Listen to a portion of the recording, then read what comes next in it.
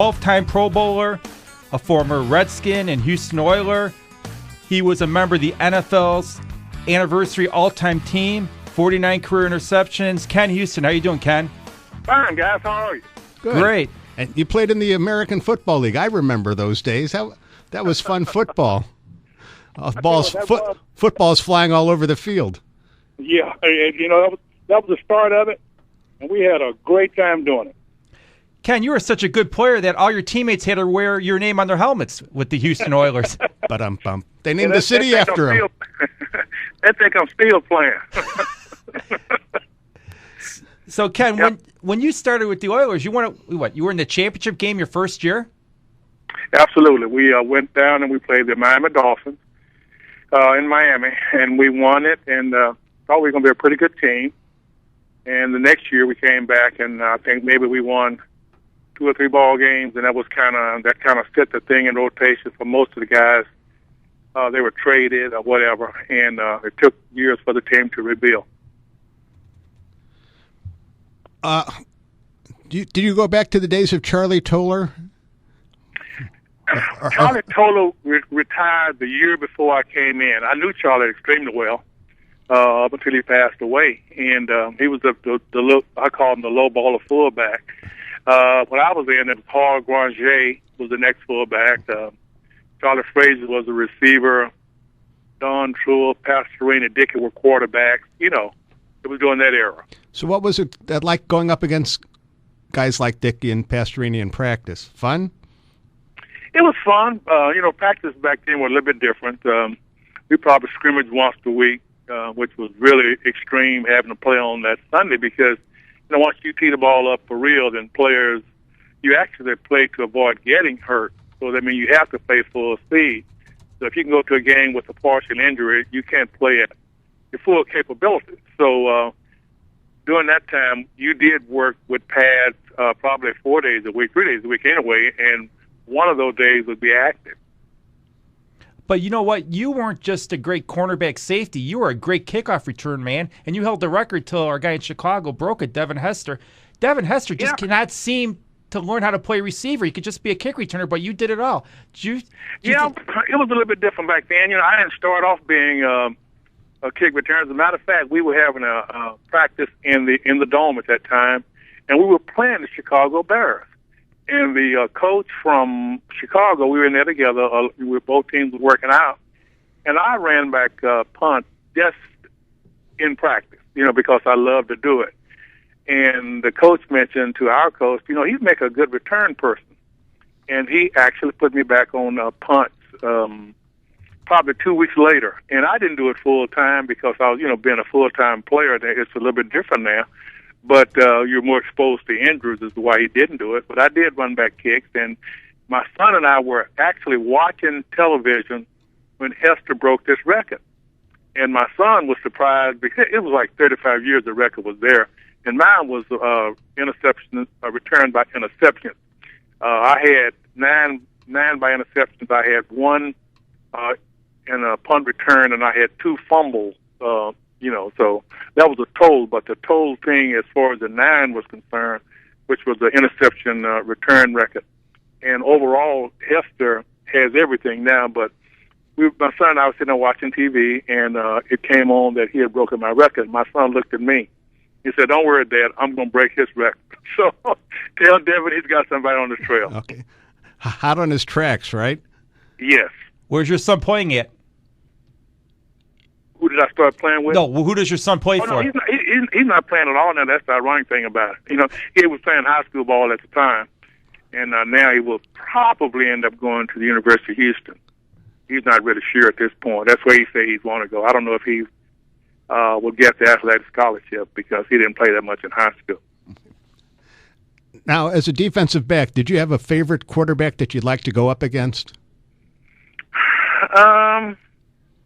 I really enjoyed Joe Namath for 2 reasons. First of all, he was a great quarterback, but he always brought the notoriety with him, and you knew that he was going to throw the ball.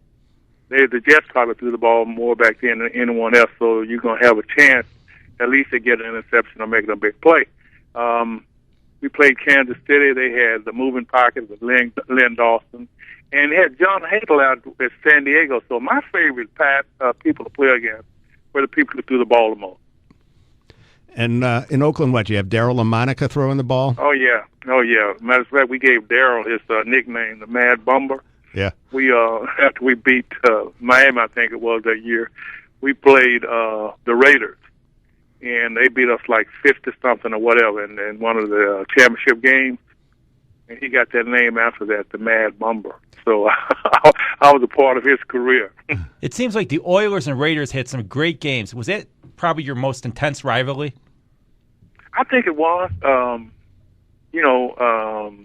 I don't know, it was something about the Raiders. They were everybody's rivalry.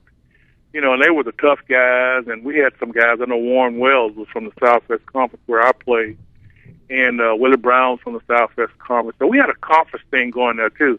A lot of guys that played in the same conference, especially with Houston and the Raiders. So it was a carryover from college. Now, when you went to college, a lot of the African-American ball players ended up at places like Prairie View. Yeah. Nowadays, you find them at all the big schools, even in the Southwest Conference, the Southeastern Conference. Or I guess the Southwest Conference doesn't exist anymore. But back in the day, when it was fairly segregated, yeah, an easy transition for you from a small college to the NFL? Well, we at that time it was prior to integration, so all the guys had to go to Grambling Southern, Texas Southern, what we call it the Black SWAC, the Black Southwest Athletic Conference. So we knew we could play. We wanted to play other schools. Matter of fact, Texas A&M was down the street. Texas was up in Austin, and we actually tried to get games with those schools. But for a lot of reasons, it didn't happen. And I had the mindset when I got to pro ball that I was as good as anybody in America. And most of the guys did. We just knew that we could play because if you put the numbers there, running, jumping, reaction, we all had that.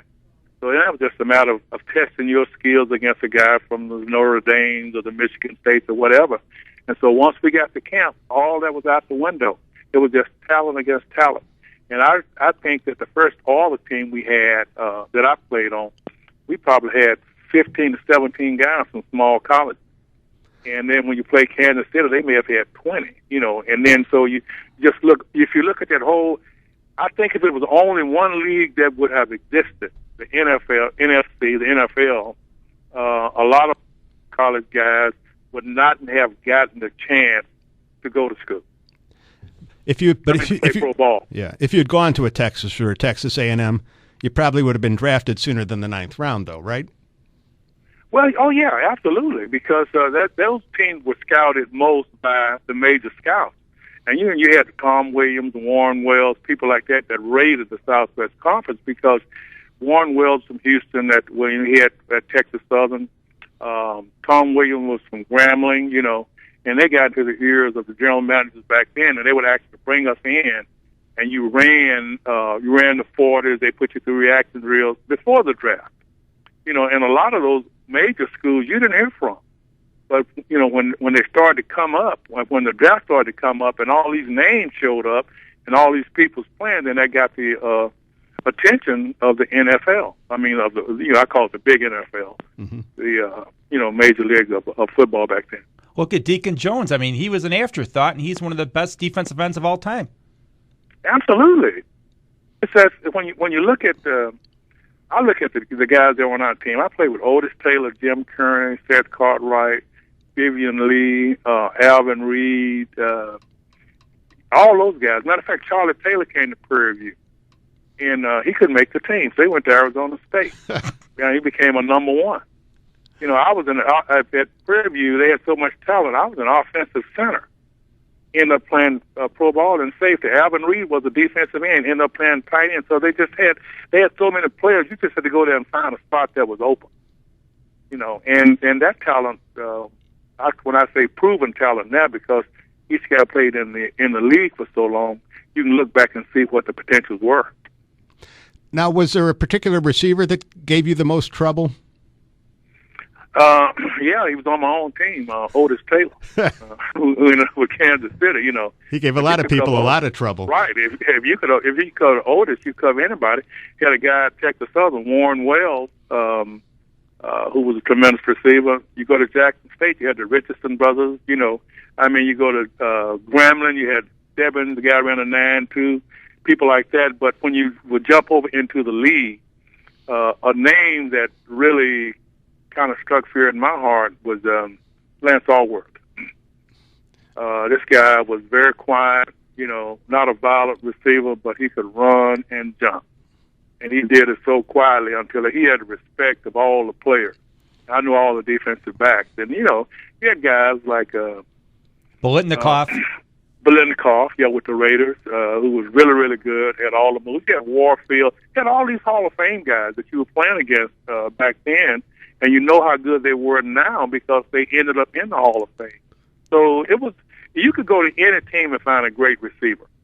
One receiver that is not mentioned much that gave me fits was the tight end for Cincinnati, Bob Trumpy. Okay. And you don't hear much about him, but he was a lone guy that ran out the middle of the field, had good speed, and was a good tight end. What happened in Houston to the Oilers? How did that franchise end up moving? Because it seemed like everybody in Houston loved the Oilers, or did they lose the fan support over time? No, I think they still love the Oilers. I think that was between management and the mayor. I think that's been talked about a lot. And they just couldn't get it together over the rights of the Astrodome, who would get what. And I think they ended up calling Tennessee and asked them if they wanted a franchise, and they said yes. And at that particular time, I don't think he even believed it, as the story goes. But he go down there and make him this offer, and I'm not so sure that he was willing or he even wanted to move the team. But because of the financial assistance or aid that he got from Tennessee, he had to make the move. And as a result, all became history because they did love the team here. During the Love You Blue era, it was a real courtship. And now they warm to the Texans. They have a good staff, potentially a good team. So I think that once they start winning just a little bit more, then the city may lose that relationship with the Titans like they once had with the Oilers. You know what? But the Texans are Dallas. It was the Cowboys' old name. They should have got the Oilers' name back. Houston, you think of oil. And the logo was great. Texans, you're basically going off the Dallas Cowboys' old name. Yeah. Well, and probably so. But when you, I think that there's a lot more there in the leadership roles than we will ever understand as just laymen in terms of who does what or who has this against whom. But my understanding now that the Oilers is a retired logo. And nobody could use it if they wanted to, so they just actually retired that because I went into the Hall of Fame as an Oiler, and with the Redskins also, because I played with both teams. But by me being here in Houston, I went in under the Oiler logo. Now, that Oiler thing doesn't exist anymore. What was it like being traded to the Redskins? I know the Oilers right. got 5 players for you, so they must have been somewhat satisfied with that. What was the transition to Washington like? It was frightening for me because I was an AFL player all my life, and I knew how they felt about the league. How they felt about the AFL. They thought we were just a junk league, and for them to lose that amount of players for myself, and for me to go up there again having to prove myself was really, really, really interesting because they had 2 good safeties. They had Roosevelt Taylor, and they had Brig Owens at the time I got, and he was starting players. And I remember being there about 3 or 4 weeks, and I wasn't starting, and I'm starting to question myself. And as fate would have it, Roosevelt Taylor broke his arm. And they moved Brig Owens over to the free and moved me to the strong. And about a week later, once the season started, I had an opportunity to tackle Walt Garrison on the 1-yard line. Thank God for that. And I did.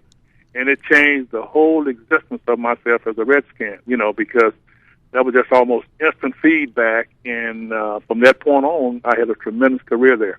And all of a sudden they say, oh, I guess this guy can play a little football, right? Yeah, right. They forgot about the other 4 players. And who was the coach? Was that George Allen down with the Redskins? It was George Ellis, and it was a great time to play with the Redskins. It was the Over the Hill gang, and Washington really supported that team.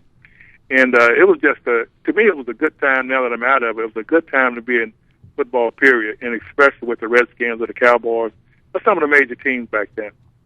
I'll tell you what, though, that owner, Jack Kent Cook, he spent the money in that team, and he supported his players. Yes, he did. Yes, he did. And they had a general manager back then by the name of Elliott Williams, who was, a famous trial lawyer in the Washington area.